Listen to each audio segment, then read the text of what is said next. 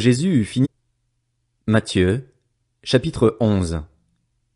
Lorsque Jésus eut fini de donner ses instructions à ses 12 disciples, il partit de là pour enseigner et prêcher dans leur ville. Or, dans sa prison, Jean avait entendu parler de ce que faisait Christ. Il envoya 2 de ses disciples lui demander: « Es-tu celui qui doit venir ou devons-nous en attendre un autre ?» Jésus leur répondit: « Allez rapporter à Jean ce que vous entendez et ce que vous voyez. Les aveugles voient, les boîtes marchent, les lépreux sont purifiés, les sourds entendent, les morts ressuscitent et la bonne nouvelle est annoncée aux pauvres. Heureux celui pour qui je ne représenterai pas un obstacle. » Comme il s'en allait, Jésus se mit à dire à la foule au sujet de Jean: « Qu'êtes-vous allé voir au désert? Un roseau agité par le vent? Mais qu'êtes-vous allé voir? Un homme habillé de tenues élégantes? Ceux qui portent des tenues élégantes sont dans les maisons des rois. Qu'êtes-vous donc allé voir? Un prophète?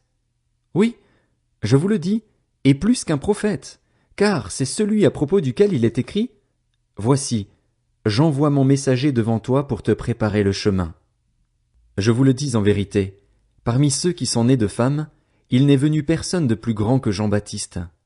Cependant, le plus petit dans le royaume des cieux est plus grand que lui. Depuis l'époque de Jean-Baptiste jusqu'à présent, le royaume des cieux est assailli avec force, et des violents s'en emparent. En effet, tous les prophètes et la loi ont prophétisé jusqu'à Jean. Si vous voulez bien l'accepter, c'est lui, l'Élie, qui devait venir. Que celui qui a des oreilles pour entendre entende. À qui comparerai-je cette génération? Elle ressemble à des enfants assis sur des places publiques et qui s'adressent à d'autres enfants en disant: « Nous vous avons joué de la flûte et vous n'avez pas dansé. Nous vous avons entonné des chants funèbres et vous ne vous êtes pas lamentés. » En effet, Jean est venu, il ne mange pas et ne boit pas, et l'on dit: « Il a un démon. » Le Fils de l'homme est venu, il mange et il boit, et l'on dit: « C'est un glouton et un buveur, un ami des collecteurs d'impôts et des pécheurs. » Mais la sagesse a été reconnue juste par ses enfants. Alors Jésus se mit à faire des reproches aux villes dans lesquelles avaient eu lieu la plupart de ces miracles, parce qu'elles n'avaient pas changé d'attitude.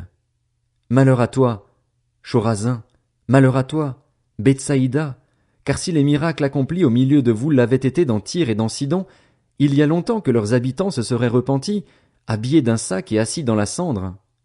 C'est pourquoi je vous le dis, le jour du jugement, Tyr et Sidon seront traités moins sévèrement que vous. Et toi, Capernaüm, seras-tu élevé jusqu'au ciel? Non. Tu seras abaissé jusqu'au séjour des morts, car si les miracles accomplis au milieu de toi l'avaient été dans Sodome, elles subsisteraient encore aujourd'hui.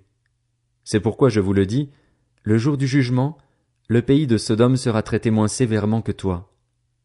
À ce moment-là, Jésus prit la parole et dit: « Je te suis reconnaissant, Père, Seigneur du ciel et de la terre, de ce que tu as caché ces choses aux sages et aux intelligents et les as révélées aux enfants. Oui, Père, je te suis reconnaissant car c'est ce que tu as voulu. Mon Père m'a tout donné, et personne ne connaît le Fils, si ce n'est le Père. Personne non plus ne connaît le Père, si ce n'est le Fils et celui à qui le Fils veut le révéler. Venez à moi, vous tous qui êtes fatigués et courbés sous un fardeau, et je vous donnerai du repos. Acceptez mes exigences et laissez-vous instruire par moi, car je suis doux et humble de cœur, et vous trouverez le repos pour votre âme. En effet, mes exigences sont bonnes et mon fardeau léger. »